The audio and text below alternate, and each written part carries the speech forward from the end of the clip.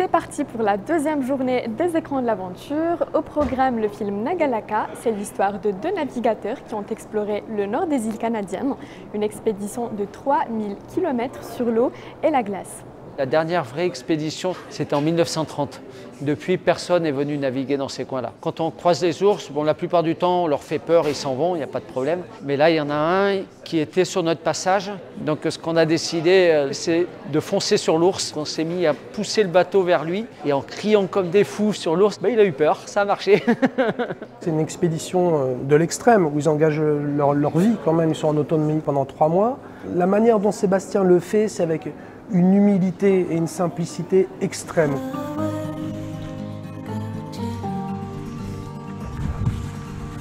Et si on allait sur le toit du monde? Tendi Sherpa et Sophie Lavaux ont gravi l'Everest une dizaine de fois. Ils sont au festival pour les 70 ans de la première ascension du sommet. En gravissant ces 14 sommets de plus de 8000 mètres, je suis devenue le premier Français à réussir ce grand chelem himalayen. Arriver au sommet de l'Everest reste quelque chose de toujours très émouvant.